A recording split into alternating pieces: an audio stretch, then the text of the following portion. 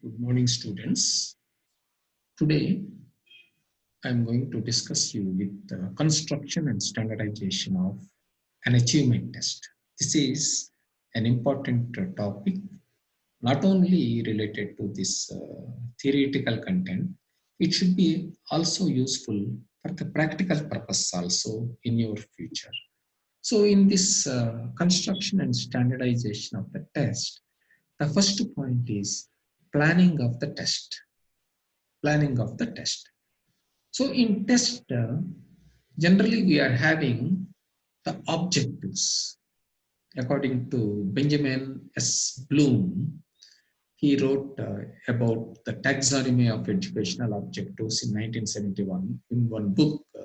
He mentioned about there are four educational objectives in teaching profession, that is knowledge, understanding, application, and skill.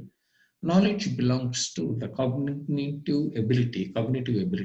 It is based on the intellectual and also reasoning abilities of the individual. And understanding is how much content that the student is going to understand, or he can describe, or he can explain. All these things will become under understanding. Then application is to apply the acquired knowledge in another situation, that is the application. And skills, we are having observatory skills, manipulatory skills, and that preservating skills, all many skills we are having. So the main objectives in teaching profession are four objectives: knowledge, understanding, application, and skill. So for planning of the test, we have to categorize what item we are going to provide for each category. Generally, we are providing maximum number of items in understanding, and next knowledge, then third one is application, then skill. So likewise, we have to bifurcate. Suppose if it is more items, maybe one or two items are compared to the other categories, we can also opt. Then the second issue is the contents of the test. Suppose we are conducting this achievement test in a unit of lessons. In every unit, we are having different groups of lessons. So from each group, how many questions we are going to allot? Suppose if it is 100 marks, if the contents are 4, then from each content, at least 25 marks that we have to select based on the topics. We are having different types of tests. That is, in achievement test, it belongs to the summative evaluation, because we are having summative evaluation test, or we are having formative evaluation test, we are having diagnostic evaluation test, and we are having the placement evaluation test. But this achievement test, it will come under the summative, because after the completion of the whole unit, we are going to test the knowledge of the student, how much he has gained related to that particular unit. Then another table we have to frame, it is size and difficulty level of the test, because we are having three types of questions in the question paper. When we observe, some questions are very easy, and some questions are moderate, and they will be in an average difficulty level, and some questions are very difficult, very difficult. Likewise, in these three categories, we have to provide, a teacher has to provide the more number of marks. Suppose if it is 100 marks question, 50 marks should be provided to the average or moderate difficulty level, and 25 for easy and 25 for difficult. Like that, we have to categorize the level of difficulty of the test. Then the type of questions, we are having three types of questions.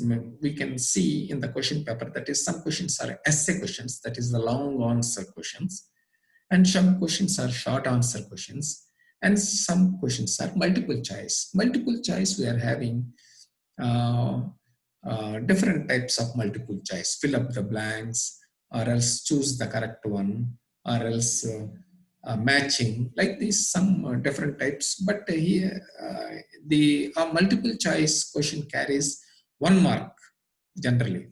So based on these things, we have to set up a blueprint. Blueprint is the master print to conduct or to administer the test. Then the second one is the construction of the test. So first we already consider all the preparation. We prepare to conduct the test. Then the questions. So item writing. First of all, the teacher has to frame the questions. So what questions we are going to, how many essay questions or how many short answer, how many multiple choice questions we are giving. Likewise, each question that initially that the teacher has to frame or the student has to frame. After that, we have to circulate among the subject experts, that is the educationists, to check each item and take the feedback or the suggestions, whether the question is suitable or not, whether it is too easy or too difficult.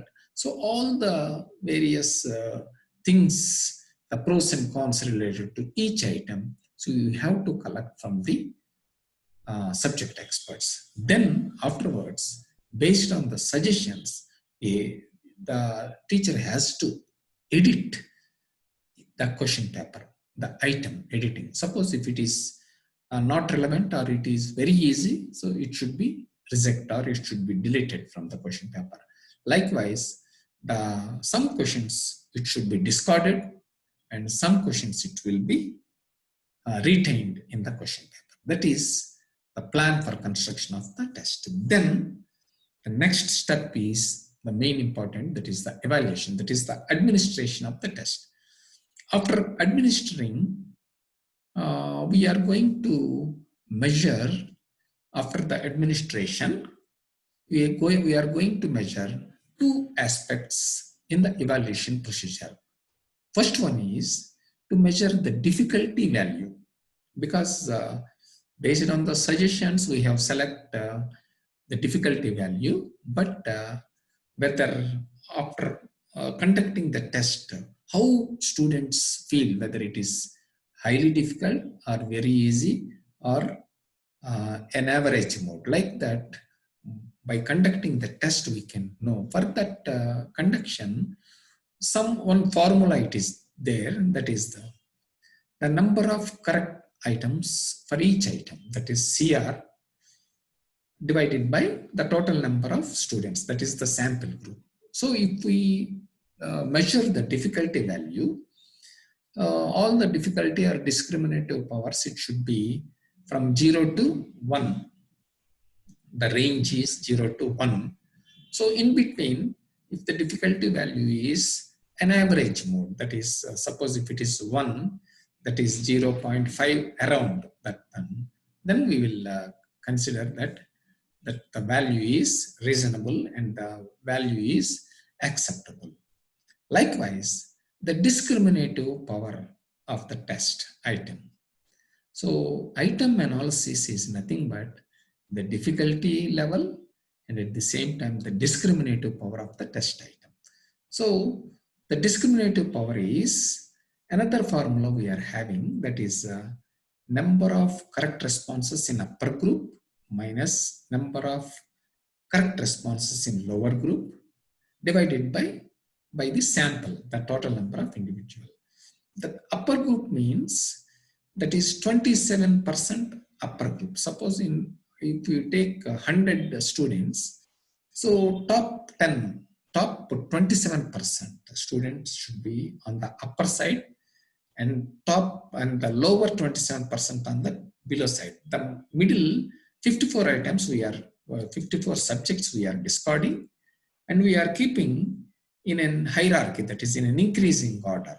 If you arrange that one, and if you calculate each item with the formula RU minus RL, that is total number of correct responses for each item among the upper group minus the total number of correct responses in the lower group divided by the number of individuals. Then we will get discriminative power. In both the difficult and discriminative power, if it is 0.5, the value, if it is around, then we will consider the test is